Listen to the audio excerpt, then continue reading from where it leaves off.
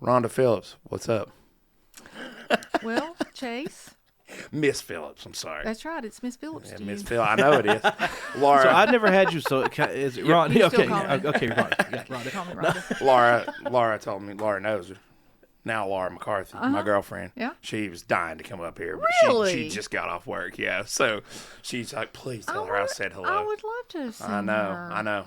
I told her to come on. She's like, I'm killed. Bless her heart. I She's haven't working seen it. her in years. I have a really nice couch right there. Yeah, I know, Yep. right? That's what I told her. I said the couch is right there.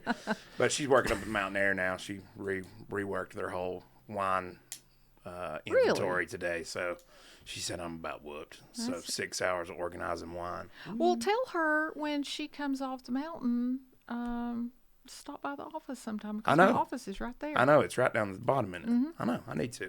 Yep. I need to. It's been a long time coming. We've been trying to do this for a while. Yep. Thank God. Josh, Yeah, man. you all right? I'm good. Good. Yeah. I got my. I lost the bandage, so I'm getting the stitches out. Good. Thursday. Awesome. I had surgery on my wrist Oh, no. last Friday. Carpal tunnel. Yeah. We're getting old. Yeah. Doesn't even seem that. And you haven't aged a day, by the way. I love you, Chase. Turned 60 in November. Goodness gracious. That don't even seem possible. Tell me about it. I agree. Well, listen, I told you. Let's start at the beginning.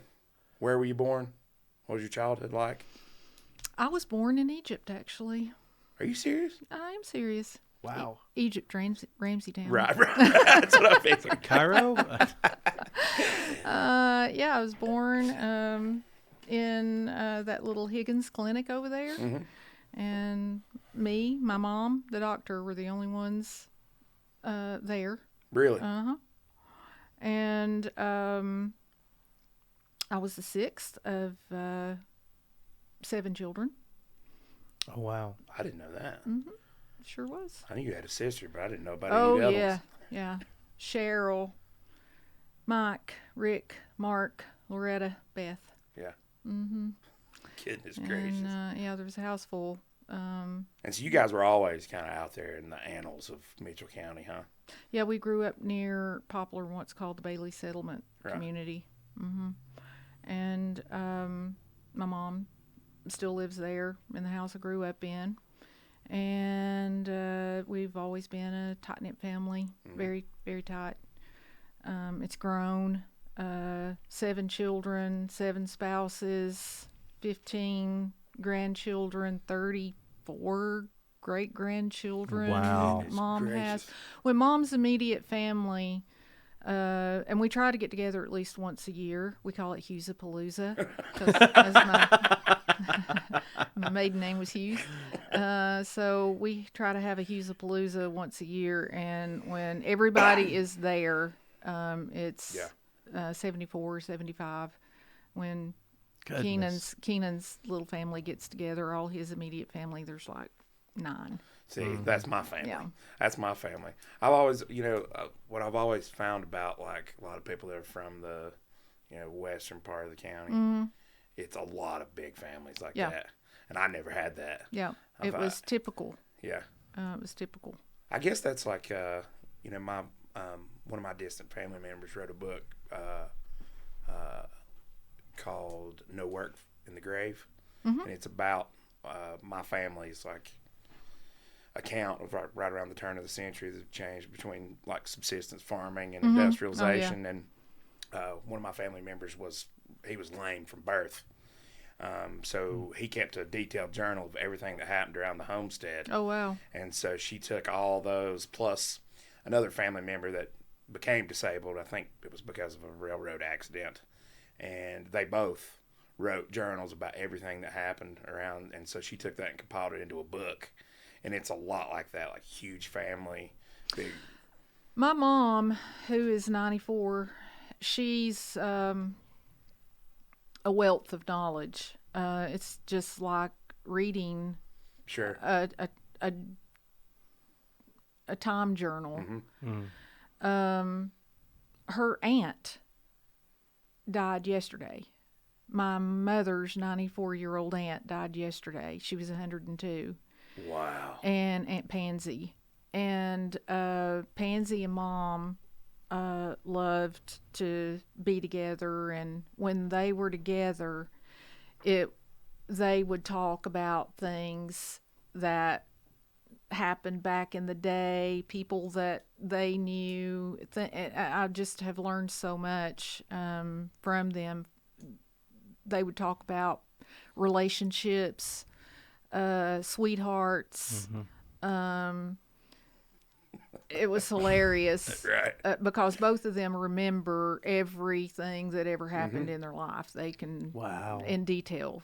And so Aunt Pansy was, they were talking about a couple. I can't even remember who the couple was, and being sweethearts. And they would go. So do you know where the Whitson store is in Green Mountain? Yes. I Okay, do. so another aunt and her husband rented out an apartment there, which I didn't know there were apartments in that building. Yeah. But upstairs, where the furniture store is now, that's where, Used to be a apartment. yes.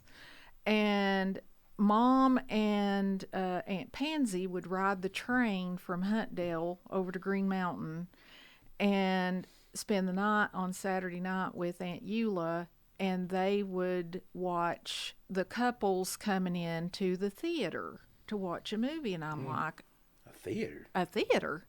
And Mom said, oh, yeah, there was a theater there. And so I guess it was last summer, I took Mom over there to get a chair and some new mattresses. So we were back there where the furniture is.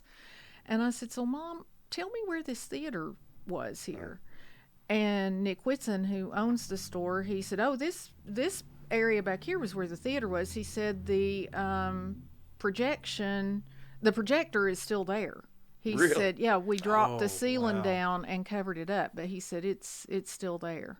Really? Yeah, so all this stuff you never knew. Yeah, that's crazy. Yeah. That's wild. I recently, Chris Nash has got a building downtown here. It was the old Chevrolet place, the old Chevrolet place. And in there, they've got the original projector from the Carolina Theater. Really? And it's got where you light it's like a flame.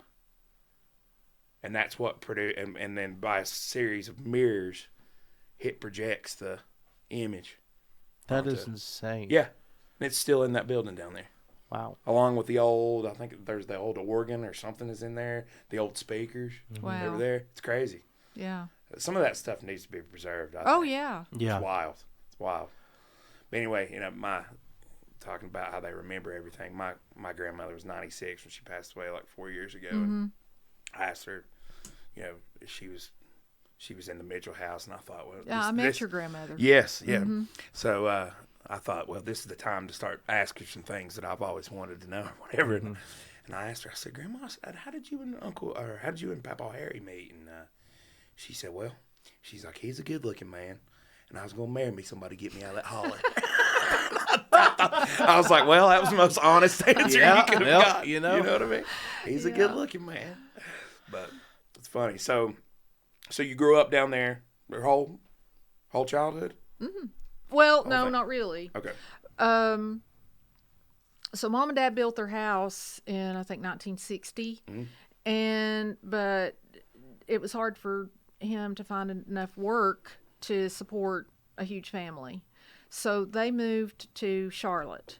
And they kind of lived, they've been in Maryland, Baltimore for a period of time, and Johnson City, Tennessee, just for Dad to find work during periods where work was hard to get. What did he do? He was a truck driver. Oh, okay. And so they went to Charlotte, and we lived in an old 2-story house. And in old houses, they didn't used to have mixer faucets. You had Right. a hot water and a cold water faucet, and you filled the sink to make warm water. Right. So the water heater, the thermostat on the water heater had gone out. Daddy was a long distance truck driver, so he'd be gone for a week, 2 weeks at a time. And Mom had gotten, I was only 3, and my sister Loretta was 5.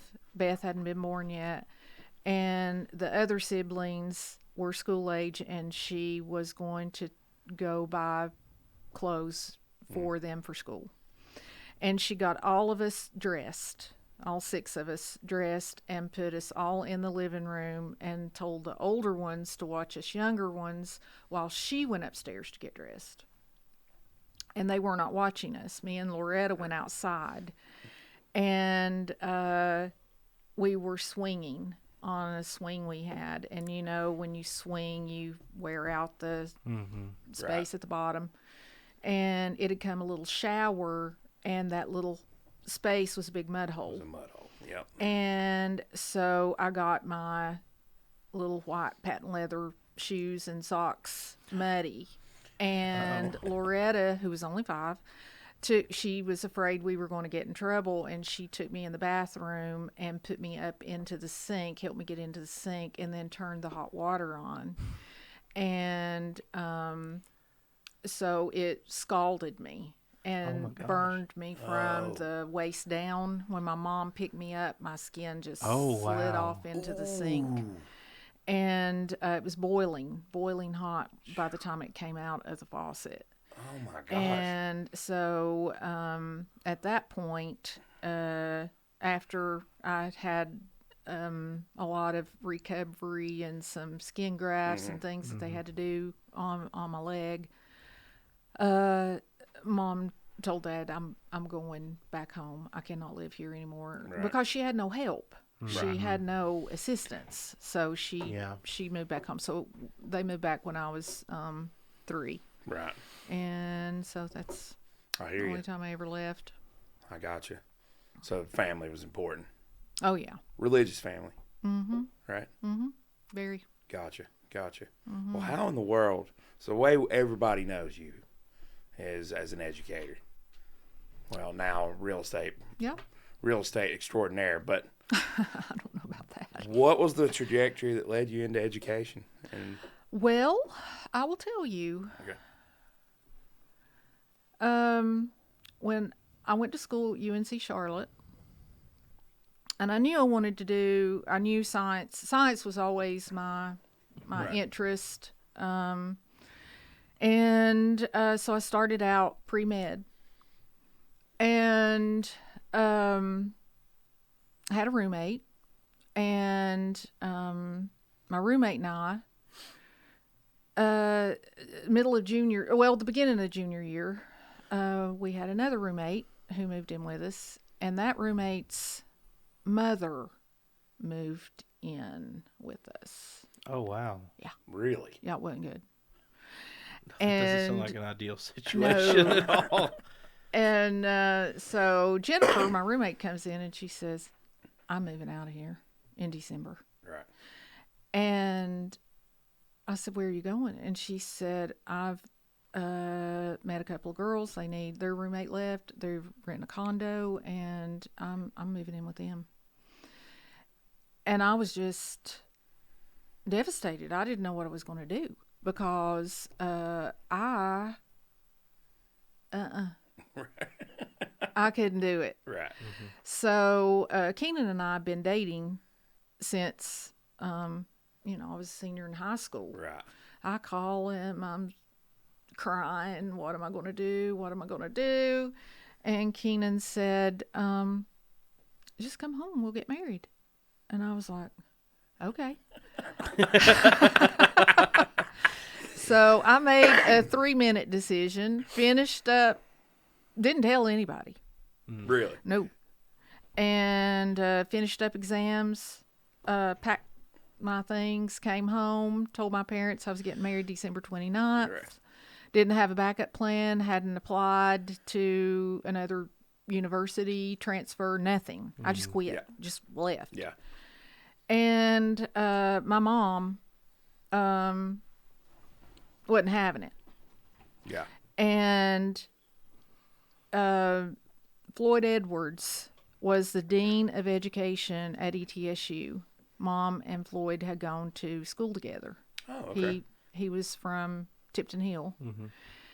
And she called Floyd, and after they reminisced. They probably hadn't spoken decades. And she told him, what I'd done, and he said, bring her over here. So I went, I think it was like January 13th or something like that, met with him. My oldest sister, Cheryl, and Mom took me to ETSU. By this time, I was already married. And so I was filled out my application. I was accepted. I was registered. Did my schedule, bought my books. All the same day. Started school the next day. Classes started on the 14th. And because he had helped me, then he directed me into science education. Gotcha. And so that made perfect sense. I tried quitting once before. I was very homesick in Charlotte. Very, very homesick. Yeah. And the first semester of the first year, and I would call home and tell Mom I wanted to quit. And she kept saying, no, you're not quitting school. You're not quitting school. So I wore her down. And this was about October. And she said, okay, all right. If you want to quit, I can't stop you. And because I turned 19, I think, in November. Okay. And she knew, so she said, but do not quit in the middle of the week. You finish the week out. You're not going to quit school in the middle of the week. You wait till Friday to your last class and then come on home. So I did, and I had a 69 Volkswagen. I packed my crap up. I had that little Volkswagen loaded down. I get home. I work on my room all day on Saturday, getting all my stuff put right back in there. And then on Sunday morning, our church was within walking distance. I usually walk to church. Right. And so I went in and sat down for breakfast, and Mom was over there cleaning up dishes, and she said, Rhonda, I can't think of that guy's name. He was over what was known as the plant there in Bakersville. It was a sewing plant in Bakersville. Mm-hmm. What's the name of that plant? It's still there. The building is. Was it Taylor Togg? No, that was in Tipton Hill. There this was another one. But anyway, she had called him and talked to him, and he said he would give you a job and you can start on Monday. Right. And I'm like, has she lost her mind? I just got back. I ain't going to work on Monday in a sewing plant. And she said, and Rhonda, he's going to start you out as an inspector, and it's really hard to get an inspector job. Right. And he's going to start you out, and he's doing me a favor. And I want you to do a really good job. I was like, is she serious? So I go to church, and I sat there, and I didn't hear a thing that went on in church, and I just sat there and thought, what am I going to do? Right. In Mitchell County, what is there to do? Right. I mean, I have no skills for anything. I hated business classes. I would I didn't know how to type. Mm-hmm. I didn't know how to do anything. And couldn't get an office job. So I was like, So we go back home. Mom had fixed Sunday dinner. I ate. And I said, Mom, I was thinking I might just go back to school. And she said, I think that's a good idea. It took one weekend. That was all you had. Huh? Yeah. Yeah. So, I mean, why science? I mean, was it always just a passion? Oh, yeah. Oh, Lord, yeah. Well, I was always down in the basement doing things, getting in trouble, getting in stuff that I wasn't supposed to, mixing things together to see what would happen, trying to build things from a little kid. I was always doing that kind of thing. And so, yeah, I even had imaginary playmates as a kid. Oh, yeah. Their names were Cena and Bolly. Oh, you have the name. Awesome. Oh, yeah. Yeah. Awesome. I mean, the family still refers to Cena and Bolly and the things I would do with Cena and Bolly. Come to find out, that's healthy childhood. Well, nobody has that now because you got all the world. I know I had Cousin. Yeah. Remember Cousin? No. No comment. I had That's an perfectly imaginary healthy. sister because I was an only child. You did? I did. I had What an was her imaginary name? sister. Mom would know. I think it might have been Tamara. Because of Tamara Robinson. Uh-huh. You know, Okay. Mike Robinson Yeah. and Lisa Robinson. Yeah. I think her name was Tamara. I told her I always really liked that name for some reason. I think that's why. But I had an imaginary sister. Yeah. That's great. And I had an imaginary book bag friend when I was really like young or whatever. But you gotta learn imaginative I play had when an you don't have imaginary anybody to play with. world. I had an imaginary world when I was Did that you? age. Yes. Yeah. Yeah. I didn't have like specific friends. I was Yeah. just not grounded in any form of reality at that age. It's so Arguably, funny. I still am not. You know, it really is so funny. There's been a lot of studies done that like the loss of imaginative play now, it really negatively contributes to Yeah. like childhood and all that. I mean, it's necessary. It's absolutely necessary. Yep. When you grow up in a place like this, I mean, you got to learn to entertain yourself, you know? It's true. Mud Yeah. pies. What? You ever made mud pies? Mud pies? Oh, yeah. Yeah. Yeah, for sure. I'll play the Pick mud. daisies and dandelions and Yes. decorate the tops of them. We had I knew I was always interested in some sort of science because me and Daniel Buchanan used to go find what we were convinced were dinosaur like fossils and like footprints and stuff, and we had a whole collection of them. And come to find out, I found that collection like when I was like, I don't know, in my mid-20s. Probably all just quartz. Yeah, it was like, yeah, these are all just pieces of quartz. That's it. That's all we thought it was. But it looked cool, so. I was out in my yard digging holes with like little Tonka trucks and stuff. Yeah. I Oh, guess yeah. just foreshadowing where I was headed as an adult in Yep. my minds, unfortunately. Yeah, when we were young, if you didn't have a place, if you had boys and you didn't have a place outside that the dirt was all completely like gone, then you weren't. They Can't weren't playing imagine my outside. father was too happy with the holes being dug in the Broken ankles a couple times. Yeah, yeah. Well, I do think that is a healthy part of play, but I do also think that children's, parents, Yeah. and I will include myself in this, try to direct their children on the path they want them to go. Sure. And I think at early ages that children already know what their passion and their interest is, and you have to, and it does fluctuate. They'll be all into dinosaurs one minute and Tonka trucks the next, but you have to let them grow in that regard. But I would see that a lot at especially high school age, where parents would try to force their kids into one path or another. Yeah. And It's like trying to put a square peg in a round hole. It is, yeah.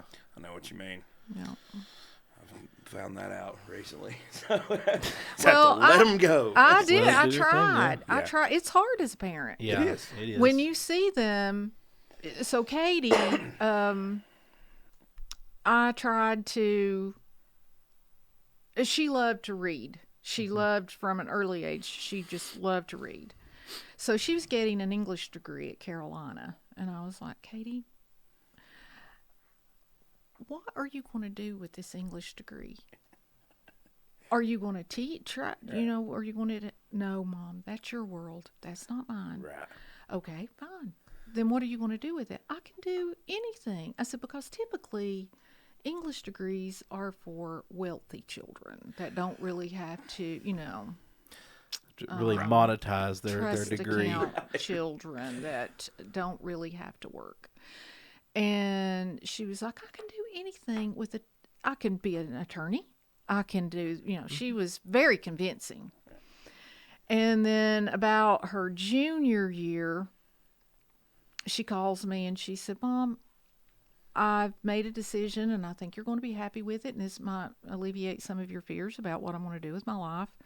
But I am getting I'm going to double major.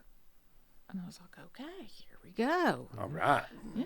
Yeah. Now you're talking. So what are you going to do? And she said, I'm getting a double major in studio art. And I'm like, All right. Great. also went down this path with Dylan. So he was at UNC Charlotte. Right. No major had been chosen except learning guitar licks and some other things I won't comment on. And I told him, I said, so it was April, time to register for the next semester. And I said, listen, buddy, the next time we have a phone conversation, you better have yourself a major picked out. Right. Or I'm going to pick it out for you. Right. So he calls me, and it was about 3 weeks later, and he said, Mom, I've made a decision about something, and I want to talk to you about it. And I was like, okay, here we go. We're ready. I said, okay, I'm open to, I'm all ears. What you got? I've decided to let my hair grow long. Well, at least he thought enough to call Mom. You got to give him some credit. Yeah. Decided to let his hair grow long. That's hilarious. That's the major decision he's made. Well, at least they didn't major in psychology. Right. That's what most people that I know majored in. Yeah. They end up working as a bank teller. So Yeah. Yeah. I find it could count the number of people that I knew that had a psychology degree that worked at either a bank or a restaurant. Yeah, psychology, you're not going to do much with it unless you go on and get your PsyD or a PhD. Yeah, one of the two. something like that. I can see why a lot of people go into that. It's sure. extremely I interesting. loved Yeah. the courses, psychology courses. yeah. I loved them. They're very compelling. I will say that. It was very, even I for a split second thought. It's funny. It's interesting. And when I was at ETSU, like taking, I took psychology and sociology because you have to, doing your undergraduates if you're doing any kind of STEM. But yeah, I totally saw the draw to psychology, and then I went into a brief foray into medicine, and went from psychology to psychiatry.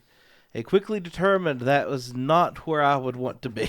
Anything to deal with psych is not. I don't have the temperament for it. Yeah. Do not have the temperament for it. It is an incredibly abusive work environment. Didn't you say they put you in some sort of like the psych ward or something? Oh yeah, a lot of times. Yeah.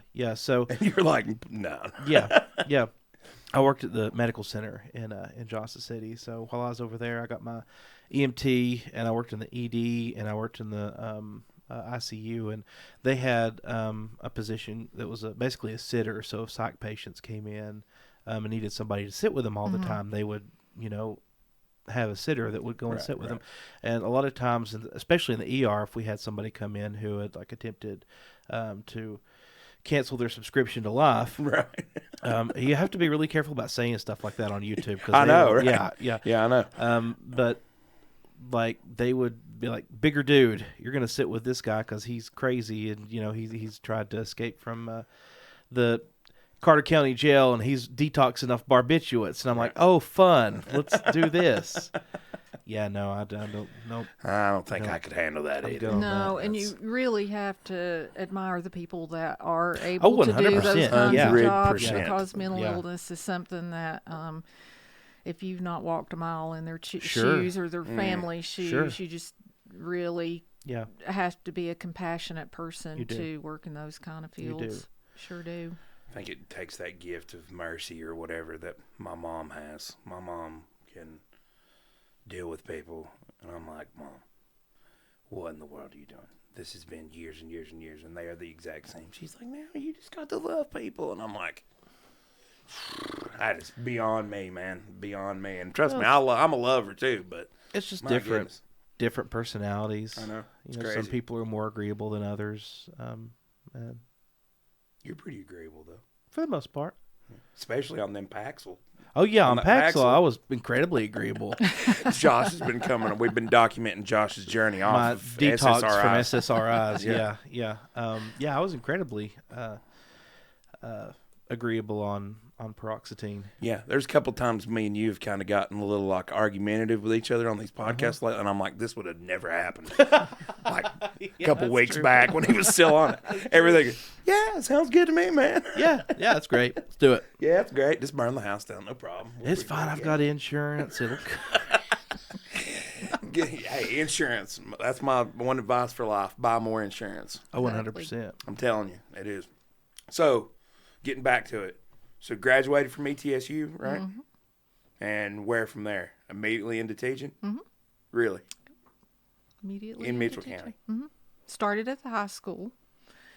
Oh, so you started at the high school. I started at the high cool. school. Actually, I started at Bowman Lord, no. Actually, I started at Googe. I was there like a week. Okay. And then a teacher at Bowman, a science teacher, who happened to be, she had been my science teacher, Barbara Jenkins, had to take a leave of absence. And so they came and asked me if I would fill in for her for, because the job that I started at in Googe was not a teaching position. It was a teacher's aide position. Yeah, gotcha. And just your foot in the door kind of thing to get started in the system. So because Barbara's was a teaching position, I took that for 2 months, and then Deborah Stanberry was expecting Savannah, and she was going to be finishing out the year on maternity leave. So when Barbara came back, they said, we will move you straight to the high school. So that's what happened. I was a couple of months at Bowman, and then that first year in the science department with, I guess it was physical science. That's all I taught that year, which was what Deborah taught. And then I had Dylan. And I took that year off, and then the next year I started at Harris Middle School. I got you. And then came on. What year was that? So Harris Middle School, I started in the fall of '89. Yeah. And so that'd be right. I graduated in '87 from ETSU, then worked that year '87 to '88. Dylan was born '88 to '89. I took off, so I started in the fall of '89. Oh, cool. And I was there 12 years, I want to say. Yeah. And then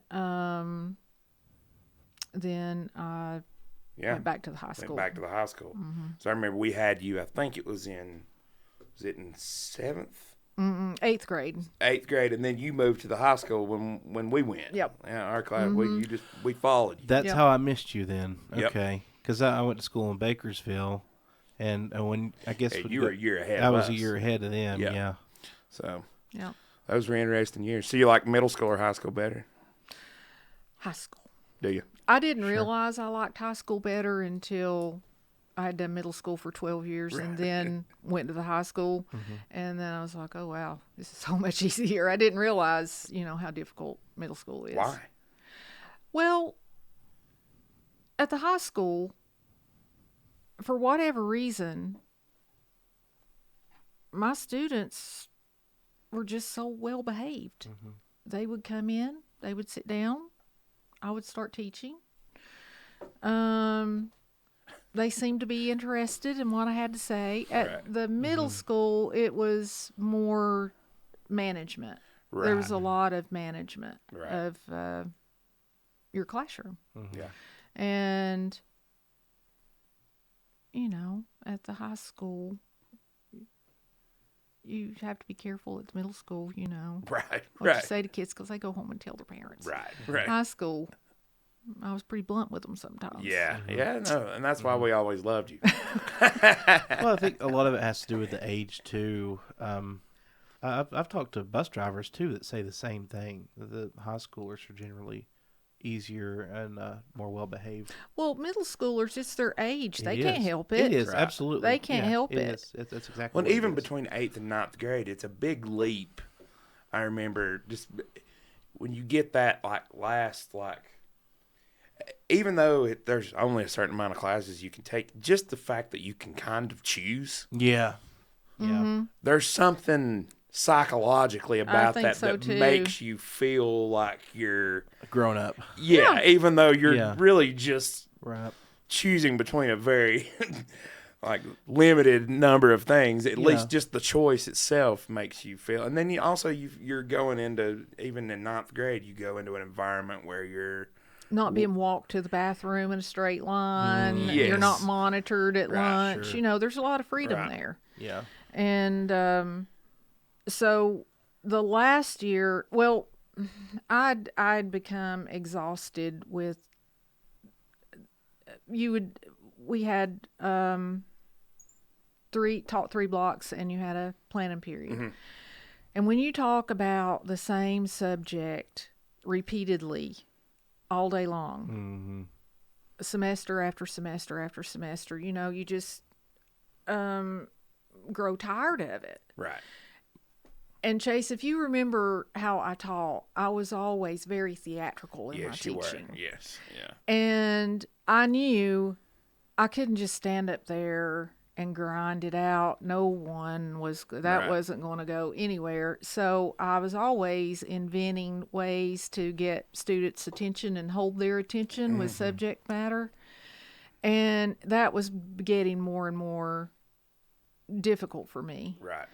And Muffy Dayton, who was the principal at the early college, we'd worked together for years and we would chat from time to time.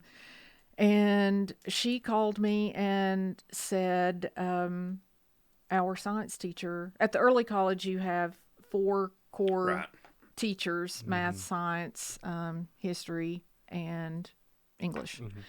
And her science teacher was leaving. And she said, and I actually was sitting with I was the department head, and we were having a science meeting that summer with all of the teachers sitting around me when she called me. And she said, I want you to come. Will you think about it? Would you consider it or whatever? And I said, yes, but I'm in a meeting. Can I call you back when I'm out of this meeting? And I don't like change. I think I do. I think I want to change doing something, but I really kind of like things just status quo. And so after the meeting was over, I was going to call Keenan. And as 40 years of marriage, I always talk to him through things like that.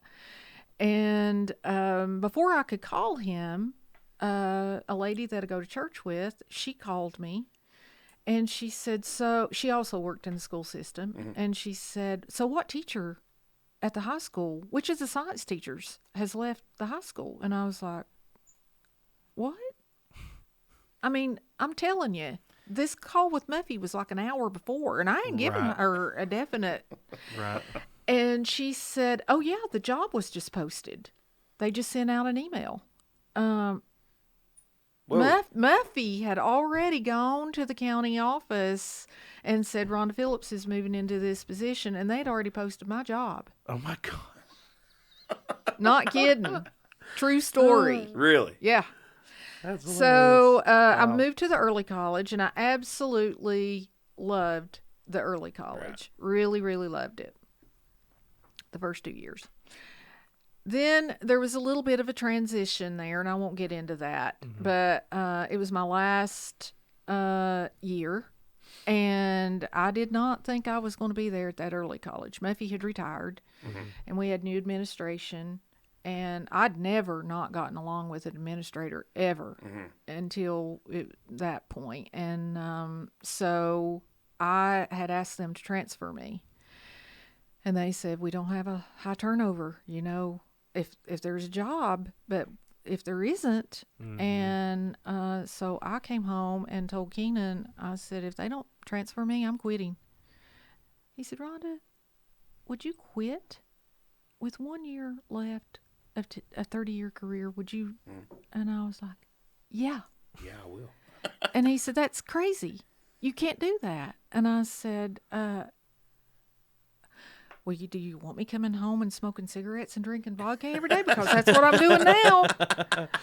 And so he said, you'll be fine. You'll be fine. Yeah. Calm down. You'll be fine. So they called me and said they had a position at Bowman, 5th grade, science, half-day history, I think it was. Yeah. I said, I'll take it. So I moved all my stuff at the end of the year, moved it to Bowman, went home, and they gave me the textbooks. I flipped them open, and I was like, I could teach this in a month, this entire book. And I thought, how can I slow this down? I've been used to fast-paced, squeezing everything. Especially at the early college. Yes. Yeah. And I was like, well, I taught AP science too, and you had to so much curriculum into such a short amount of time. I was like, I just don't think I can do this. So at Bowman, fifth grade moves up from Gooch, so it's like little freshmen, you know. So they had an orientation for them, and all the parents were there and asked me to come out, and I did. And I was like, oh my God, I have no skills for this. Right. None. I cannot do this. So I made up my mind then and there. I was not doing it. And I started real estate school the next week and did not tell Keenan Phillips. I got up. I drove to Hickory. I would be home by the time he got home. And by the end of the summer, I had passed the exam and got my real estate license. So he didn't know about it the entire time? I wasn't going to tell Mitchell High School or Mitchell County Schools either. I was telling no one. Mm-hmm. And so a week before school started back, Paula Holtzclaw, who is the principal at Bowman, she called me and said, Rhonda, I have some news I have to tell you. Kevin Tipton, who was 8th grade math, has left and gone to Mountain Heritage. And this just happened, so I've had to move Clayton Roberts, who was 8th grade science, up to 8th grade math because of his certification, and I've had to move you into 8th grade science. And I know you have spent all summer planning and doing your lesson plans and your curriculum. I was like, she needn't worry about that because I don't even know where those textbooks are. So after I got off the phone with her, I thought, I've done 8th grade science before. Right. I surely could do this. Right. Mm-hmm. So I decided to just put real estate on hold and finish out that last year. I mean, I did cry every morning for a month. On my way to Bowman, I spat my eyes. It was such a transition. Mm-hmm. But I got through it. I loved the students. Teachers were so good to me. Faculty was good to me. I didn't know that they had a little bet going that how many of them thought I would last till December because I looked apparently so unhappy coming in those doors in the morning. But I made it, and I'm glad. I finished out on a good note, because if I'd left on a sour note, that would have been. I'd had such a good career. Mm-hmm. I loved my job. I loved the people I worked with, and if I'd gone out like that, that would have been sad. Sure. And so it ended well. Yeah. And then I took off 2 months, not even 2 months, maybe 6 weeks, and dove right into real estate. And I just was going to do it as a little part-time job to give me something to do. I didn't know it was going to take over my world. Right. Well, before we move on to the real estate aspect, because that is a huge jump. Mm-hmm. Like, I've always thought I just always thought that that's such two diametric. In my head, I guess maybe I can see the way it connects, but it just seems like such a diametrically opposite career thing, which maybe that was what you're looking for. But before we get off that, I wanted to ask you, like, any commentary on, like, the state of the education system, like all the changes over the years. You know, you had No Child Left Behind, Common Core came in. Can you speak to, like, the changes in the way we teach? Well, those are some of the things that were pulling me down there at the end. Mm-hmm. I loved my students. I loved my parents. I loved the people that I worked with. Mm-hmm. Those things, you know, I'd have people to say to me all the time, you know, hats off to you. I don't know how you can teach. You know, that is, and I'm like, I loved it. Yeah, it's like second nature to you. Mm-hmm. Yeah. And it just became so many changes that administration, which trickled down from the Department of Education in Raleigh, knew curriculum would be adopted or new standards would be adopted in the implementation of them and how we test and assess students. And that trickles down to our county administrators.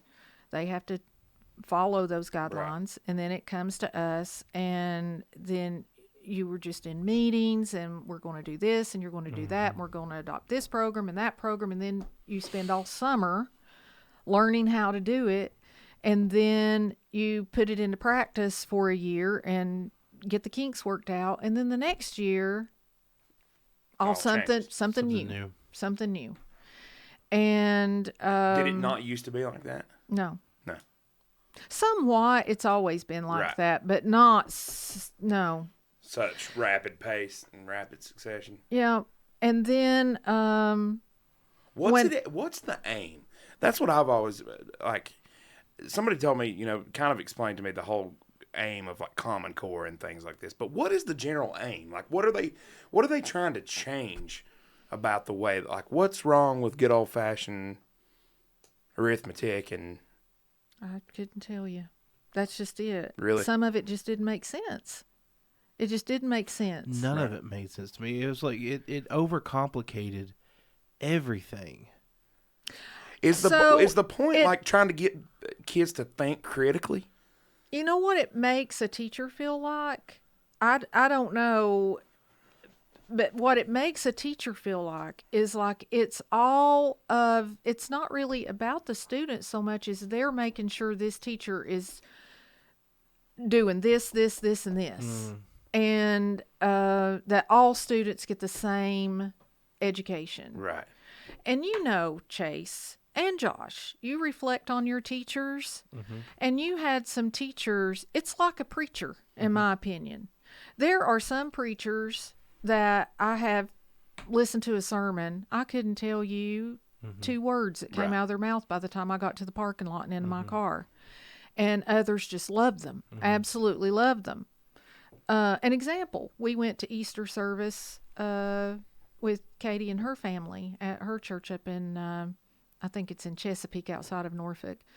And Katie loves her church, loves her church, loves her pastor. I left there, and the only thing I remember is they have cup holders on the backs of their pews. And so, it's very true. It's different teachers speak to different. Yes, and there are some preachers that just resonate. You hear what they're saying. You might not like that preacher. You just might not connect with them. But to another person, it's the same with teachers. Yeah. Some teachers just don't get through to some kids. I'm quite certain that there were many of my students that didn't. I just couldn't break through. So it's almost like we have a system set up to teach all children the exact same way. Cookie cutter. Yeah, when children don't learn the same way. They do not, and don't learn at the same pace. No. Randy Buchanan, whom I know you know, and he was your principal. Love Randy. Randy was the last of the great principals. Yeah. In regard to he gave teachers that freedom to follow the curriculum, of course, but he did not hold you. Now, I will say Mark Woody, I've really enjoyed working under Mark Woody too. But when you have a principal come in to observe you and they've got this check sheet of standards and they're marking off to see that you hit them and you said it in a certain way and you did this and you did that, it takes all the joy. It sucks micromanaging. Sucks it right out of you. Yeah. And Mark never did that. Randy never did that. Gave you the freedom to practice your talent, your art, your skill for delivering a lesson. Ultimately, my students always did well on tests. That test, the curriculum that they were taught, I always had excellent test scores. And to me, that's a measurement of whether a teacher is doing their job or not. It is. So now I don't know, Chase. When I walked away from teaching, I walked away from teaching. Right. I absolutely did. I left it, and good God, 30 years back. of doing something. yeah, I just believe I'd want to get away too. Yeah. yeah, and It's a lot of years of doing the same thing. I couldn't even answer the periodic table column on Jeopardy the other night. I mean, it all left me. I was like, what? Well, that just shows you that things change. Yep. So, I mean, was the motivation to get into real estate? And maybe we can come back and visit, because I've got a ton of questions on the education thing. But was the motivation to get into the real estate thing just because it was different? Is that part of it? It was. My sister had already got her license, real estate license. I'd already kind of started thinking about what am I going to do when I retire. I mean, I've been dreaming about retirement since 1989. Right. And then when it got close to retirement, my kids are gone. Keenan works all day. Right. What am I going to do? I mean, I couldn't handle not having something to do. Yeah. And so I've been thinking about what am I going to do? And Sister Beth got her real estate license, and she'd said, "Come over to Asheville and we'll work together with Beverly Hanks and this company that I'd never heard of before because I don't go to Asheville a lot." Right. And Beverly Hanks had been there since the 70s. Yeah. Neil Hanks Sr. started the company with just a handful of agents. And then Neil Hanks Jr. grew it into a company with over 400 agents. And I like their business model. And so that's how I decided that's what I wanted to do. And you were telling us, while we were talking before we started, that there was some allure in just going to Asheville because you didn't know everybody. Yeah, it was. I just thought I wanted a fresh start. Right.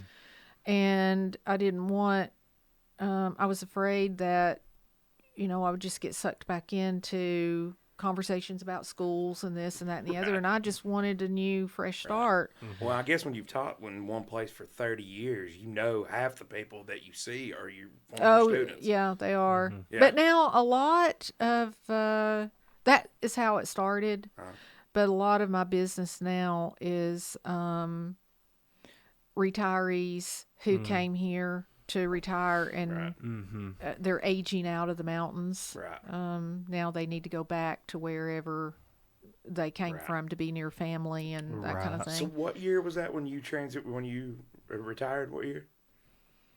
2017. 2017. So you hit it right at the right time too. Yep. So, I mean, the real estate business is crazy right now. Oh, the market's insane. I mean, it went insane. Well, my COVID. plan was I was going to do it for 3 years and build me a little nest egg and call it a day. Right. I got so Sucked into in. it. I got sucked into it big time. I love it. Right. I really do. I enjoy it a lot. Well, there's got to be some crossover in making a subject accessible to children and keeping somebody's attention and kind of putting somebody's attention on real estate and being able to talk and allure somebody to it a is property. because you have to be able to educate them on the process, which I do. And I sold, I had 29 closed listings last year. I had 36. I can't remember it's 36 or 39 transactions. Some of them were buyers, but most of them were sellers. And I've had agents in our office say, how do you do that? I don't even know how you manage that many. Right. And I do have an assistant who helps me that I've hired. I couldn't do it without her for sure. So what I do is, she's in the office. I don't really like being tied to an office. Right. And she's in the office holding down the fort, and I'm just out, fluttering by. I'll run into this one, run into that one, and they'll say, I've been thinking about selling my house, and I'd like you to come out and take a look at it sometime. And I'll say, sure. And I'll go out, take a look at it. Right. But I'm pretty firm on my expectations, and I tell them that to sell your house, you need your house in tip-top shape. Right. And they say, I don't care. I'll let somebody else worry about that. Right. You can't sell your house and let somebody. Nobody wants to worry about that. They don't. And now there are some instances where it's an old house. Maybe someone's parent has passed away or something like that, and then you just have to help them the best way you can to get their property marketed. Right. And there are buyers for those places too. And I hire the best photographer, and sometimes I have them go out and reshoot it. If I don't like it the first time, I'll do it again. And I do a lot of things to help my clients. This person you both would know, but he was going through a rough patch, and he had his house on the market and for a year, and it hadn't sold. And he said, I don't even think anybody's looked at it. And I said, okay, well, you've got to get some paint on these walls and some wallpaper down. And he says, I just can't do it. I can't do it. So I hired a guy to go in and take down all the wallpaper, put up fresh paint. The entire house, he painted it, painted the ceilings. There were some circumstances in which the furniture had all been removed except for a mattress on the floor. That's all he had. I've been there before. Gotcha. And so I bought a brand new sectional couch, put in there. I went to the used furniture stores, bought other pieces of furniture, and staged his entire house. And we put it back on the market after we got all this done. I told him he could pay me at closing for what I'd put into it as far as the paint and everything. And we had it under contract in 4 days and got it sold for him. And then I go to Montana every September. Yeah, I want to ask. So about that I was in Montana, and when the closing was taking place. That's right. And the agent called me and said, Rhonda, we're here for the walkthrough, and he hasn't moved any furniture. And I called him and I said, you have to move it's got to be out of there. And he said, it's not my furniture, it's your furniture. And I was like, oh my God, I forgot. So I had to get Dylan to go move it all out for me. And but it's things like that sometimes you just have to do. You have to go over and above. Yeah, I hear you. I could use you back in the day. I had one of those situations. It was one of those. I came back in. She came in to get her stuff, and I had to go, away for a while. I come back, nothing. I walk in, and there's one pan, this old, the pan that you cook everything on. Yeah, it's brown. Yeah, and got all kinds of shit on it. So it's sitting there on the counter. I'll take one look around. I took that pan. I walked out the front porch, and I'm like, threw it out the yard. It happens. So life events, a spouse has died. You find a lot of situations where this happens more so with men.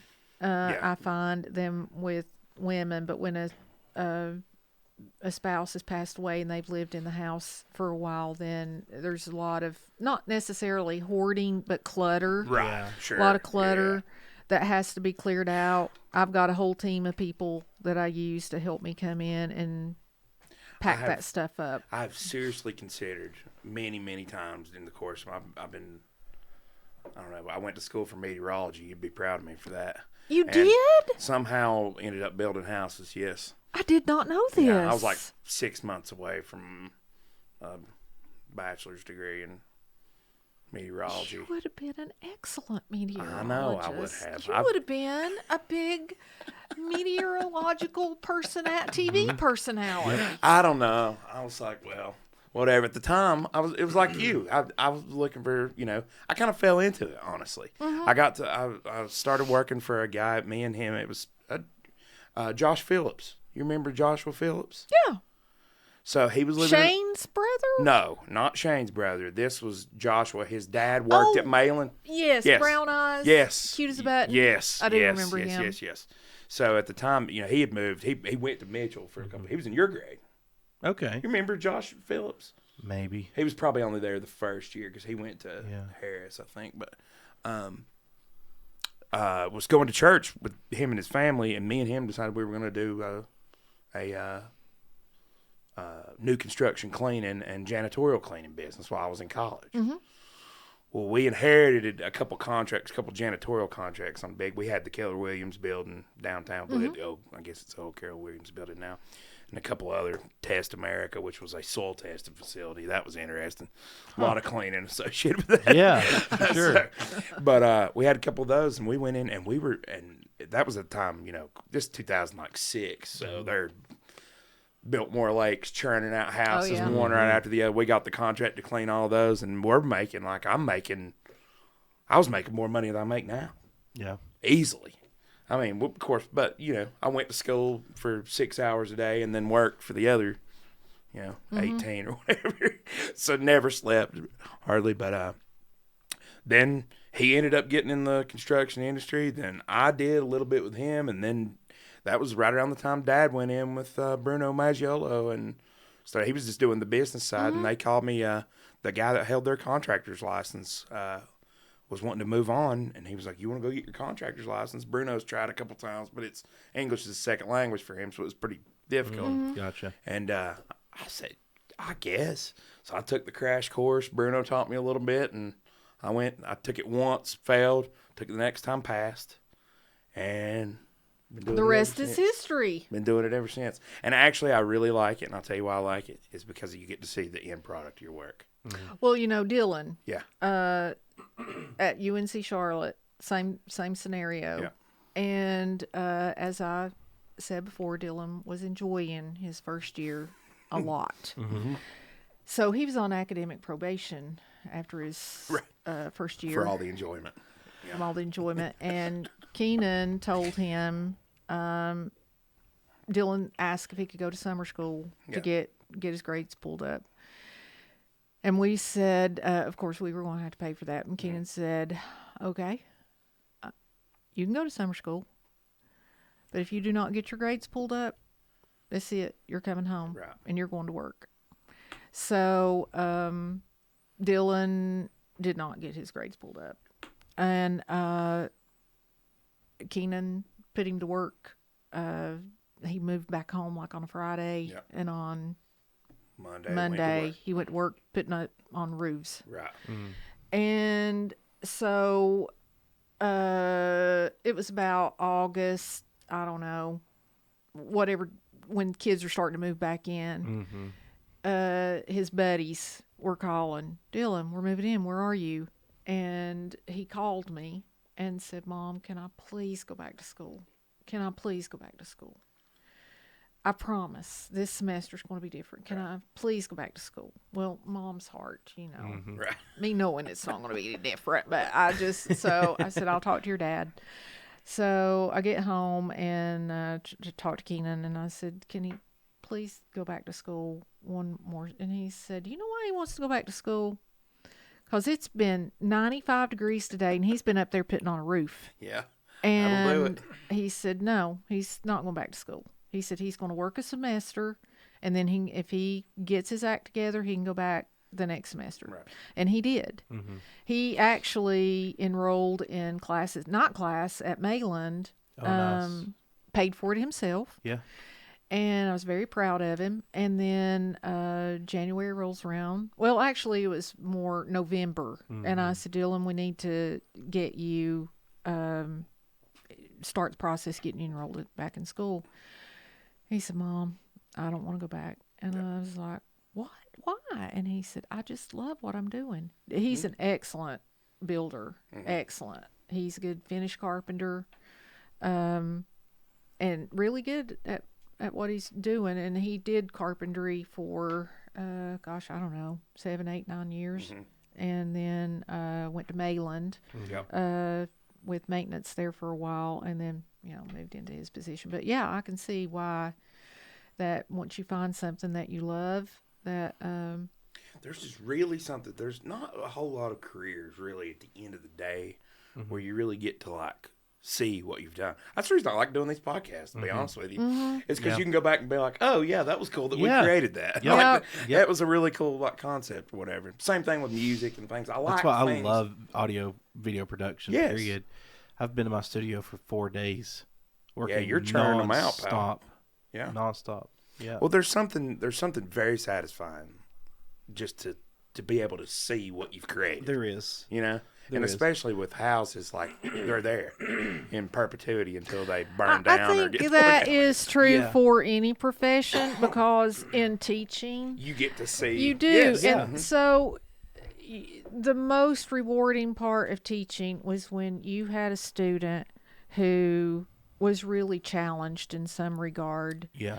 And then you see how they progress, and I've got names that, of course, I would not mention, but there are some specific students that I get teary-eyed over their successes. And with real estate, same thing.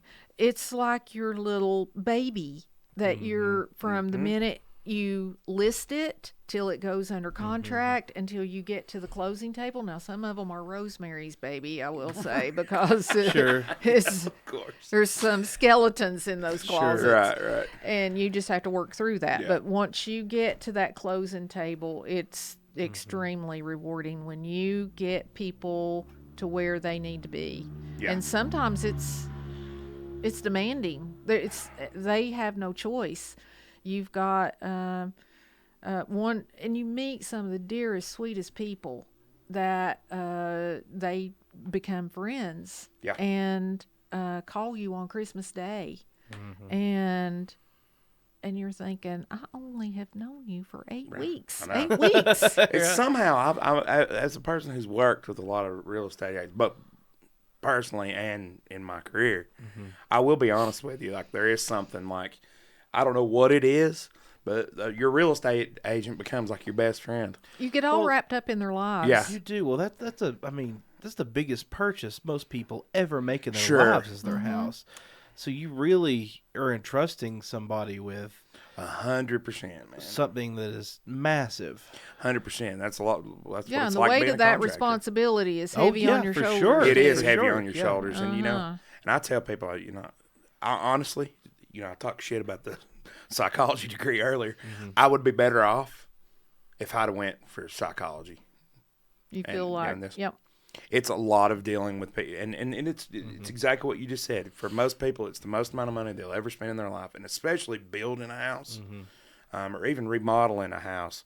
You're spending a lot of money, and I find that it's kind of different between men and women. Like men look at it more as like a financial transaction. In particular, women, it's a home to them, unlike it is to a lot of. Now, some men are like that as well, but of course, that's men are more concerned about the bones of it. They are. Yeah. The women want to know the aesthetics about it, and are my pots and pans going to fit in the drawer beside the stove? Yes, and the community, and where are my kids going to go, and where am I going to wash? Like it's a home. It's you're curating a home for a female, and it almost without fail. And this happens every time I tell people when we're going into a home build. Right towards the end of it, everybody has a nervous breakdown. And I tell them, I'm like, you're going to be pissed at me because it's going to take longer than you thought. And you're going to have complicated problems. That's why you pay me. Be mad at me. That's fine. You can be mad at me. And then inevitably at the end of it, they're all, I can't believe we made it. Oh my God. I'm so happy. We're naming their baby after you. Well, 3 weeks ago, you cussed me out and told me I could go to hell. So bad. But it's just is the way it is. Whoops. Now I'm flinging stuff. But,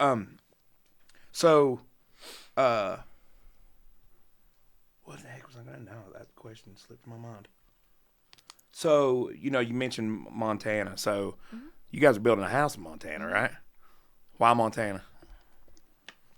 When Thomas got hurt, I'm a pretty strong person. Always have been, I thought. And then when Thomas got hurt and went through that whole recovery of that accident, I just nearly had a nervous breakdown. I really did. And so that happened in August. And Thomas did a remarkable recovery. So in the spring of the next year, the following year, summer. It was summer.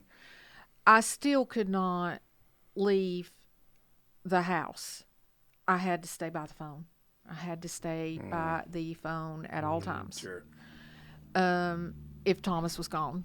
And I really would hardly let him leave the house. Right. And Keenan told me, he said, I've taken off next week and we're going on vacation. Thomas is staying here. I've already talked to Andy and Chris McKinney. They'll take care of Thomas. And you and I are getting out of here. So I said, no, I'm not. And he said, yeah, you are. And I said, no, I'm not. And this went on and went on and went on until Saturday. And he'd been out washing his truck up, cleaning it up, and packing a cooler. And he gets his little duffel bag and carries it out. And he said, I hadn't packed a thing. And he came back through and he said, Rhonda, I'm telling you, at noon, you're going to be in the truck and we are leaving. At noon. If you don't go in there and pack some clothes, I'm going to pack them for you. Right. I thought, okay. So I went in there and I put in a few garments, my toothbrush, go out, sling it in the truck. I said, okay. Where are we going? He said, where are we going? And I said, South Dakota. He went, South Dakota? I said, yeah, because I thought, he ain't never going to South Dakota. Right. That ain't happening. And I said, yeah, I've always wanted to go there. Yeah. He said, okay. So we're driving and we're driving and we're driving and we're driving. We go across the Mississippi River, see the big arch there, and I'm like, we might be going to South Dakota. I had to buy clothes, wash underwear out in the hotel sink at night. I mean, so yeah, we went to South Dakota. Loved it. I absolutely loved that warm, hot, dry air. The big sky. I loved it. So the next year, we went back. And we went into Wyoming and up through Yellowstone, all the way on into Montana. This was a road trip that took about 2 weeks. Went up to Glacier, then back across through North Dakota this time instead of South Dakota, into Minnesota, and swung back down. And that became, so then it was the next year. And I said, I really want to go back to Montana. I loved Montana. I didn't get enough of Montana. I want to go back to Montana. So we went back to Montana. And then we've been going there ever since. Yeah. Nice. And I don't want to go anywhere else. Right. I really don't. So what part are you building in? It's outside of a little town called Ennis, Montana, southwest. It's about an hour southwest of Bozeman. It's in a little community called McAllister. The only thing it's in McAllister's post office. And very much farm country, ranch country. We're about an hour northwest of Bozeman and about an hour southwest of Bozeman, northwest of Yellowstone, Yellowstone. Have you ever been to Yellowstone? There's a little town called West Yellowstone, which is just right outside the park.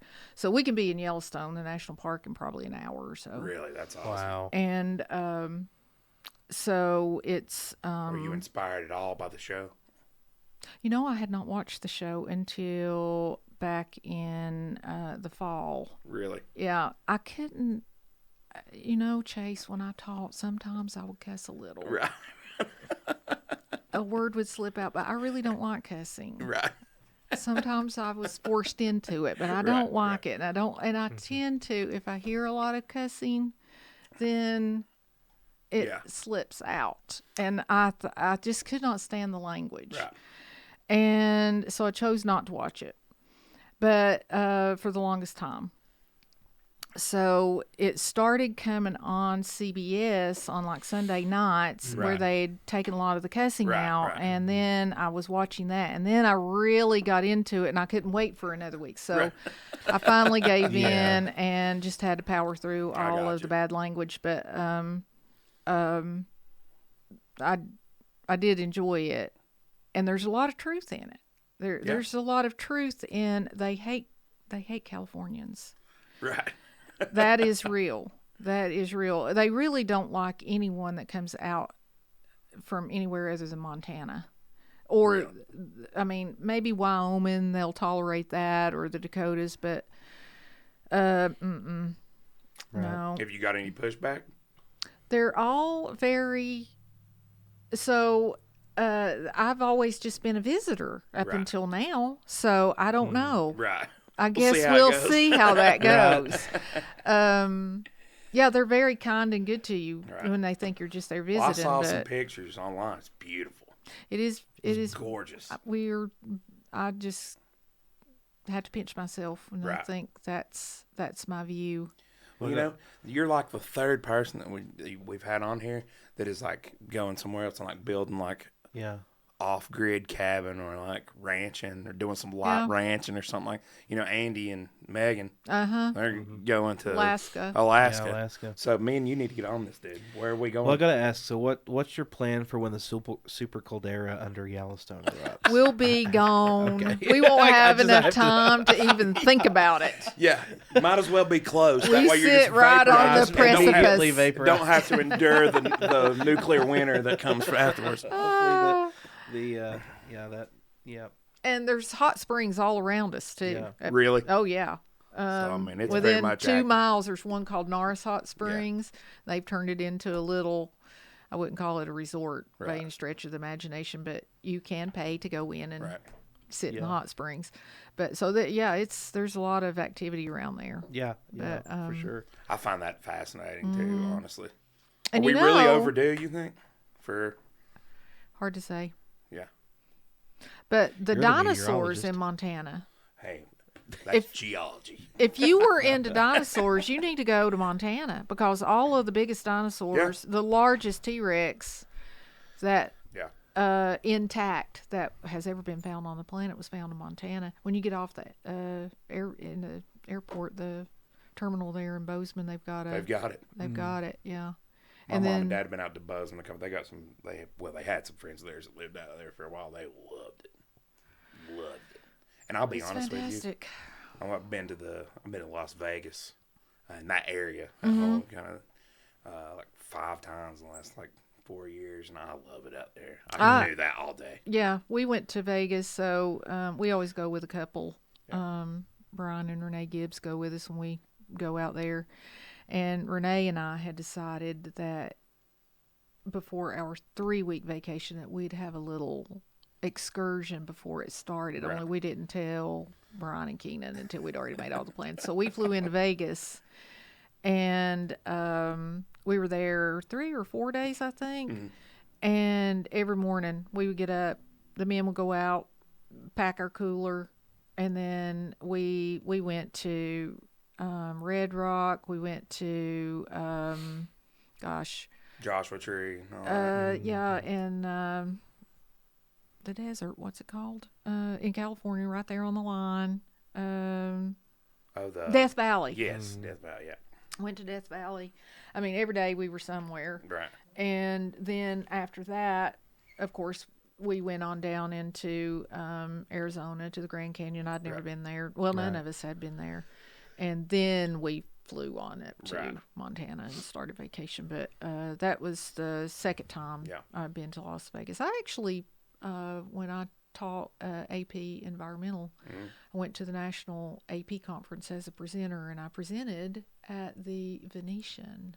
Oh, really? Nice. That's cool. Yeah. I like the Venetian. Oh, I do too. Love to go herping out there for some reptiles. Yeah, That'd some be reptiles. awesome. Yeah. Did you get to show her the snakes? No. Oh, you got a whole thing after this. We got to show you. He's got. I have one right there. Because... No, that's a gecko. Okay. That's a gecko. I have a whole. I was looking this is for gonna be it. fun. I forgot. I didn't even think about this whole aspect. I have a whole serpentarium next to my house. Really? Yes. Yeah. There's mambas and Cobras. All Yeah, I got all kinds of stuff. No, Josh, Yeah, I can't. No, can do. No, it's good. It's good. I promise. This kid does it right. He's got them They're all behind locked glass. up. They're behind glass. He's Obviously. got anti-venom. He's got bite protocols. This guy does it right. He does it the right way. I wasn't about it at first either until I realized he's got a whole operation going on. Oh yeah, here. yeah. I So. mean, I didn't just go out and buy a green mamba. That's not what happened at all. All right, I'll trust you. There were steps involved. Yeah, no, the snakes don't come out. We know people don't. I don't think people realize either about Vegas. Jameson lives out there now. Him and his Really? wife live I in did not know Henderson. that. Yeah, they live right. He's a police officer, Henderson County police officer, Wow, or sheriff's that department. couldn't be easy. I think he's a No, deputy. I don't think it is. But boy, he's just fits right into it. Believe it or not, Jameson Harding of all people. I can't imagine that. I love Jameson. No, we had him in here, him and his wife. But a lot of people don't realize there's a big outdoor community. It's more than what you see on the face of Vegas is everything to do with the strip and the Oh yeah. casinos and the gambling and all this other stuff. But there's a whole other part of Vegas behind that. That's a huge outdoor community. That's big arts what we community. went for. Yeah. I mean, at night when we would come back in, Sure.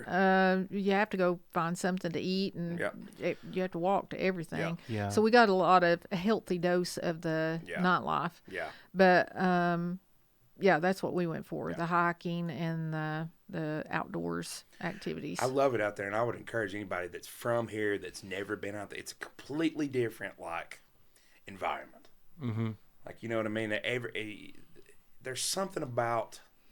I think I probably felt this way the first time. My first wife was from West Texas, and I used to go out there, her and her family, and that was a complete It's a different world. mind-bending thing, because when you're from the mountains, there's all these places to hide here.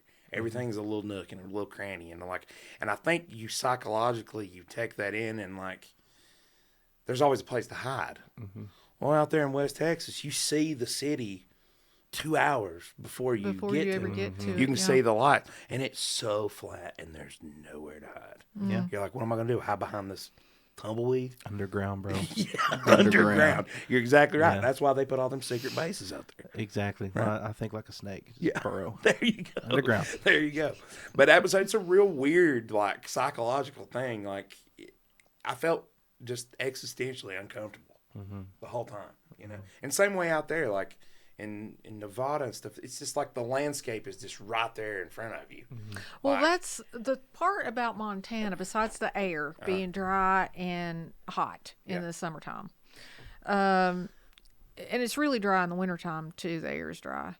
But where we have been so used to these hollows, Right. Mm-hmm. I did not realize how claustrophobic that when we start coming home, it puts a spell on me. Yeah.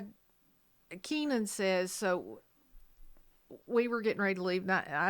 We've been going out there for years. Right. I don't know why it took him so long to point this out to me, because I really didn't notice it. Right.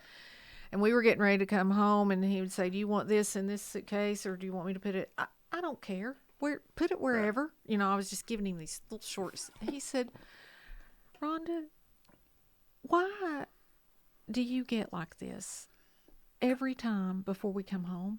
And I was like what? He said, you become unbearable. When we get home, he said, I don't know if you've noticed it, but I avoid you for 2 full weeks before you start acting like a person again. Right. And I was like, really? I do not. And he said, you do. He said, you just become unbearable. Right. And so I got to thinking about it and catching myself, being that. And I thought, wow, I do. And then when I get out there, it's just, and I think it's the wide open spaces. I think it is too. I really think it is, because as soon as I get home and we drive up our little hollow and the mountains just close in on me, it just suffocates me. And I get out there and I'm just, Sure. I'm telling you, there's something to it psychologically. And I've noticed it now that I've been out there a bunch and come back. It very much is like that. Like, even, I'll be honest, I even noticed the difference between here and Marion. Oh, for sure. Oh, I went to get my oil changed in Hickory today, and I was like, oh my God, there's leaves on the trees, and it's 80 degrees, and this feels great. Yeah, I know. It's just so strange. Well, listen, I would be amiss. Where are we going? Speaking as a real estate agent, what's the status? Mitchell, Avery, Yancey. Most of your stuff's in Yancey and Mitchell, right? Mm-hmm. Yeah, okay. Is it coming to Mitchell County like it's coming to Burnsville? Well, and if so, and if not, why not? I feel like that in the past 2 years we already have seen a lot of that. Yeah, sure. But a lot of our buyers are people who want acreage. They want a retirement home. Mm-hmm. And in the Spruce Pine area, you're just not going to see a lot of that because you don't have as much as that as you do north. Mm-hmm. So, Bulletin, I sell a lot of property in Bulletin, larger retirement homes with acreage, some with, some without, but there's a lot of that there. The market has slowed down just a little bit. Mm-hmm. We're kind of going through a transition where things are just kind of moderating back from that crazy, going back to some normalcy after that crazy market. Yeah. And it's going through that in Burnsville too, in Yancey County, same. Is it just because I've seen some people say that, then I also see some people say that there's just not enough supply. That is true.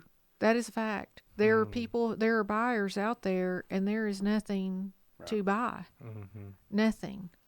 And like I told you, I've sold everything I've got. I mean, down to every little scrap of land that I've got. Mm-hmm.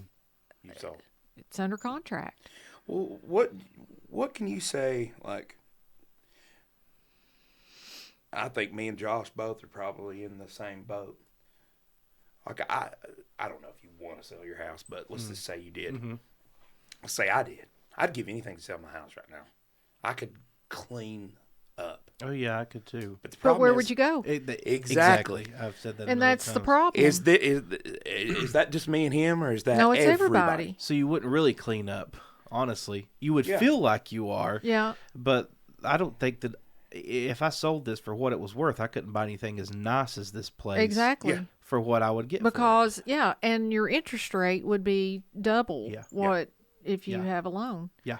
And that's what we're in right now. Right.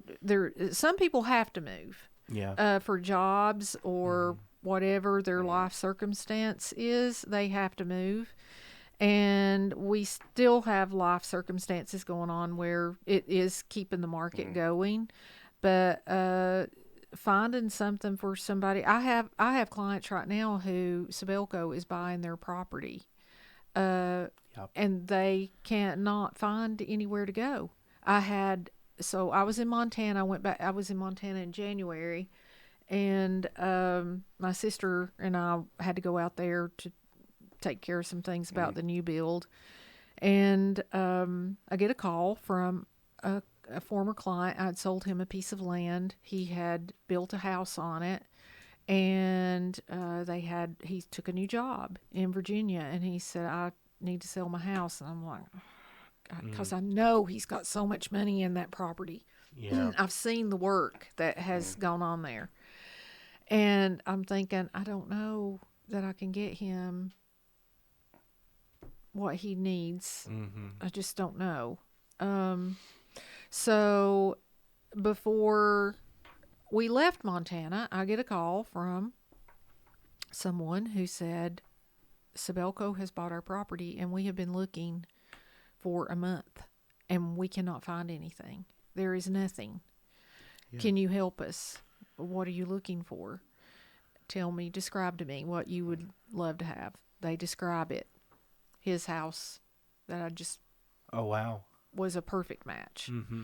And so I did what they used to call a pocket listing, which is a firm exclusive listing. So it never really was marketed. Right. And got them in that house, and they're absolutely in love with it. Yeah. It was perfect for them.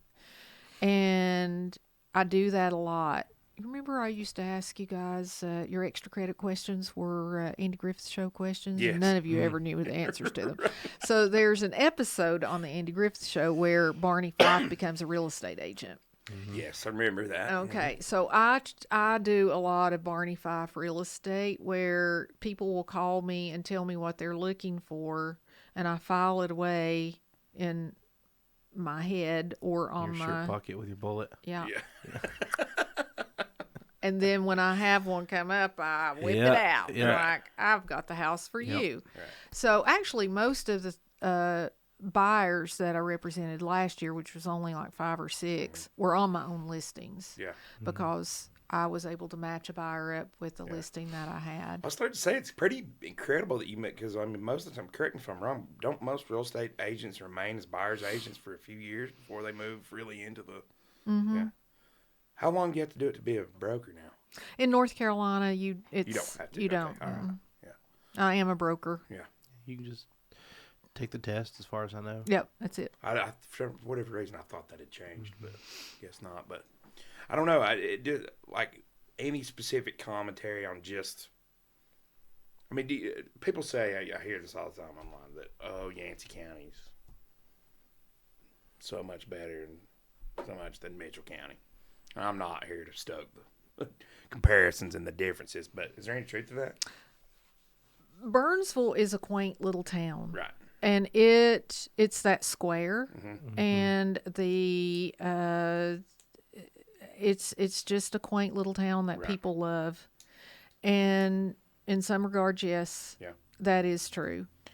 Mitchell County has 2 towns, Bakersville and Spruce Pine. Mm-hmm. Yancey County has one, Burnsville. Right. Burnsville has the square. Bakersville has one little street, really, Main Street. And then Spruce Pine has 2 main streets, Upper Street and Lower Street, and it kind of naturally divides the town. It doesn't draw people together. So in that, we can't do anything about our situation in Mitchell County. We can't alter that and change that. We can make it as attractive, and I think both towns have done a good job in trying to keep people coming. Right.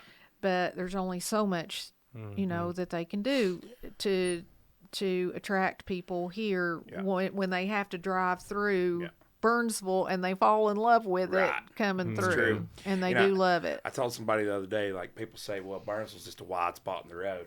Well, it is a wide spot in the road. Right, exactly. And it almost does them a favor by being a wide spot in the road. Yep. You have to go off a little bit to get to downtown Spruce Pine, which is the other thing. And then Spruce Pine is also divided into, you got Grassy Creek and Spruce Pine, and they're not the same town. No, is Grassy Creek? It's not even a town. It's not even a town. It's just a place. But it's, I guess, still technically started as part of Spruce Pine. It's just not. Oh, God. Well, it's not a lot of the commercial businesses. It started there, when Sky City came to town. Yeah. And then you had the steakhouse and all of the Roses, and it started from that. And I remember driving through Grassy Creek when there wasn't anything but a grassy creek out through there. Right. And thank God we retained the golf course, though. I was pretty happy. Yeah, that is one thing that Mitchell County does have. I mean, in Yancey County, they do have a golf course, but it's Mountain Air. Well, they have Mount Mitchell, too. Right. Yeah. But both of those are pretty far outside of the town. Right. we kind of benefit. But I was so glad to see somebody local get that. I was too. And right away, they went to work on it, which makes me happy, too. Mm-hmm. That just makes me, I don't know. I was afraid that the Waterfront Group, knowing and seeing what they've done over the years, because that's a pretty big outfit, I knew what was coming with that. Right. You know, it wouldn't have surprised me. I told everybody kept asking, what do you think they'll do with it? I'm like, they'll probably turn it into a 9-hole golf course and use the back nine to develop the big, you know. But hopefully they're going to do some of that too. But what was the other question I was going to ask you another real estate question. I forgot. Shoot. Anyway, you think we're headed for a slowdown? I mean, you think? Well, it's yes, because there's just not any inventory. It does have to correct until people get over the fear of. It's just until there's some modernization in the market where, like you were saying, you can't sell your house. What you would be able to buy with what you got out of your house would be... Yeah. Well, and typically, what's so weird, too, is typically when that happens, you see a boom in new home construction. Mm-hmm. The problem is, and I think this is also the problem why you don't see a whole lot of affordable housing, you know, stuff. Because, I mean, right now, if you could make affordable housing or like apartments right now, which I think some of them, they are coming, I think, and there are some projects in the works, but... You know, typically that's what you'd see. You'd see people building, you know, building speculative building and also just building houses. But the problem is you're still high on your building materials. Yep. So I don't even know if you can. I don't even, you know, that was part of the reason I didn't build back in the days because I could buy more than I could build when I moved back here. Mm-hmm. We started to build a house and I was like, well, geez, we can go and buy a mansion for what I'm going to spend on this little thing, you know. So. But now your building materials are so high and your cost of building is still so high that it inhibits all that growth too. So I'm like, so what is the cost to build in this area now? What are we up to per square foot? Shoot, that's a loaded question. But I mean, I know you can't build a doghouse for 150 a square foot. Golly. We're up to 400 a square foot in Montana. Wow. That's about what it is here. I'll be honest with you. It was cheaper for us to fly out a plumber and house him, feed him, pay for his rental car to plumb our house than it was to get the work done. Jeez, same with an electrician. We flew an electrician out there and we flew a plumber out there. Who else have we had out there? We've been renovating Keenan's mom's house and we had some wire left over. So when I went out in January, I carried 2 suitcases full of wire, nothing but wire. I'm sure TSA loved that. TSA nothing. But now back in the fall when we were flying out there, we flew out a well pump. Really? Yeah. And I said, Keenan, you cannot put that in a suitcase. He said, why not? It's in my check bags. It'll go through security. I said, because it looks like a bomb. Yeah. And he had pillows in there around his little well pump. We hossed that thing, and I was like, we're not. So that's hilarious. We get to the gate, and we're starting to go. Our friends have already gone through the gate. And we start through the gate, and this lady steps out, and she scanned my ticket, and she said, Rhonda, could you just step over here for just a second? And I said, sure. And she scans Keenan, and she said, and you too, sir? And I was like, okay, here it goes. Here it comes. And then the doors closed, and there was this little kid, and a noise was going off, a buzzer or whatever, and he said, what's happening? I'm afraid. She said, it's okay, honey, it's okay, we just got to wait for something. And then there's a phone call, and she says, okay. Then the door opens back up, and we're permitted to board. And I'm quite certain it was over the well. It was the well pump. It was the well pump. But I mean, everything is so expensive out there. Right. Everything is so expensive. Yeah.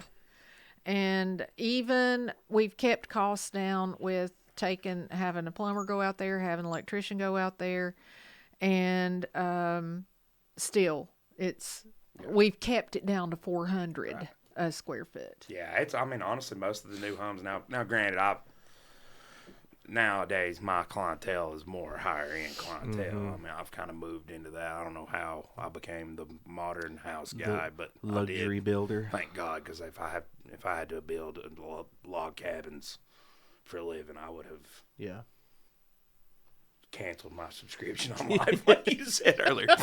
But I don't know.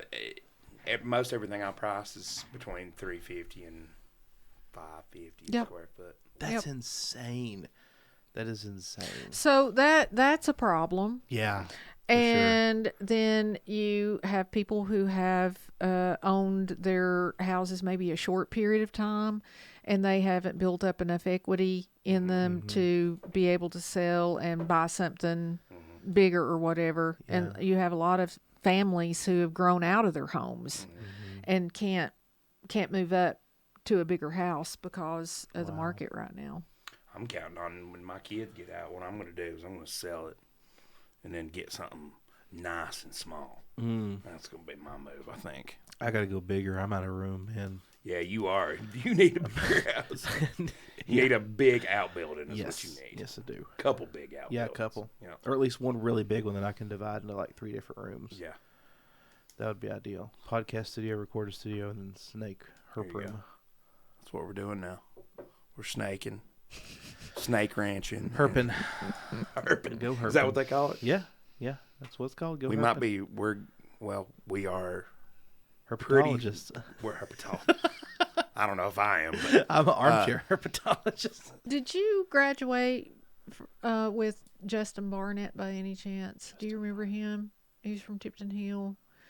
I remember Justin. Justin? Oh, my Lord. You ought to friend him on Facebook. You ought to see he was always into animals as a small kid. He has an aviary in his house. Oh, my gosh. He has, in his backyard, he's got a turtle rescue back there. Wow. He has a tarantula room. I did the spiders for a minute. Well, my ex did the spiders. I've never been into the arachnids myself. Yeah, this is pretty He's got amazing. me into it now. I've got a ball python. So, oh, they're fantastic. They're great some pets. Of these. They're pretty cool. Now those are not pets, but the ball pythons are fantastic pets. And that little gecko. Hey, we had an iguana, or you had an iguana, didn't you? Yeah. Yeah, I did. Now they just freeze and fall out of the trees in Florida. Oh, dude, just go pick a couple up. You can get tokay geckos in Florida now. Like, they're out in the wild. I know. And that's an Indonesian lizard. Like, it's crazy what people. Florida is a lawless swamp. Yeah, I know. So, I'm kind of jealous of Florida, man. I know, I am too. Like, he lives his life like there's no tomorrow. I know. He just does whatever he wants. Reckless. Yeah. So, what's the plan? Are you moving to Montana? I will never move. Right. I'm, still married to Keenan. Right. And so how long's he got before he can retire? He says he will retire in 2.5 years. And I told him. He says. And I told him when he retires, I'm going to retire with him. And he was like, now let's talk about this first. Right. And I'm like, listen, dude. When you're gone, I'm gone. I'm going to Montana. Yeah. So we will probably. I thought I could spend a winter in Montana.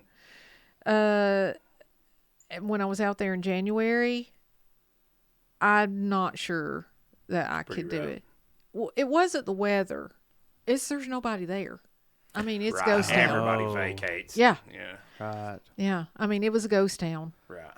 And interesting. No restaurants, no very, very little. They shut down too. Yeah. Wow. So it's a seasonal state. Yeah. It is. Huh. I have a friend of mine that lives in Montana. The only reason she stays there, she's a coroner, assistant to the coroner. Well, I guess they can't shut down. And the locals that are there, you get hooked up with one of them, and you're there to ask them a 2-minute question, and 2 hours and a half later, you're finally getting in your car. Sure. Because, I went to the library to make a copy for Booger, and I was there forever. They won't let you go. Yeah. Yeah. There's nobody to talk to. They're starved to death for somebody to talk to. Right. And I don't know that I could do a whole winter there. So I don't think I'll ever live there year round. Right. But definitely am going there to spend some. I mean, my kids don't come around. Thomas lives a mile down the road, and we see him like every 3 months. Yeah. Well, you still got a lot of life ahead of you. Oh, Lord, yeah. Mm-hmm. That's awesome. I'm just a young 60. I know. My mom's 94. My aunt was 102. I think I've got Yeah, another. you're here for a while. Yeah. Longevity in your I've family. got at least 30, 40 more years left in me at least. Sure. There you go. Sure. There you go. And I mean, with your high level of income and today's medical technology, I see no reason you can't Exactly. live to be There you go. 200, 250 years Exactly. old. Would you get yourself cryogenically frozen to? Nah. When I'm ready to go. Would you go to Mars? No. No. No. Really? I figured you said yeah. Nah. I've calmed down a lot, Chase. Yeah. Yeah. I'm ready. Trying to get me into the civilian air patrol. I Remember that? was thinking about that. Justin Cannot. That would have been fantastic. I know, right? Yep. Well, listen. Thank you so much for doing this. You're And- welcome. Yeah, And This thank has you been fun. for 30 years of inspiring people, because I think of all the teachers I've ever had, at least, and of all my peers, you're the one that they talk about the most. I appreciate Yeah, that. absolutely. It's a I pleasure. appreciate that so much. Thank you so much. You're welcome. And Josh, you got anything else? Yeah. Like, share, subscribe. Please leave us a comment. Even if it's a negative comment. If you hate everything about this, leave us a comment because it still helps us in the algorithm. And that's It fine does. with me. Yeah, It we really get a lot does. of hate. Just I tell people, if you want to hate, Go to do it YouTube. on Do the it on YouTube comments. Yep. Do it. Go to the YouTube comments. I don't know what you could hate about this. No, this one's perfect. This is perfect. We've done a couple of them that's a little more controversial. Last week's maybe, yeah. Yeah, I mean, It's going to be great. It's going to be great. all right. Peace out. See you guys.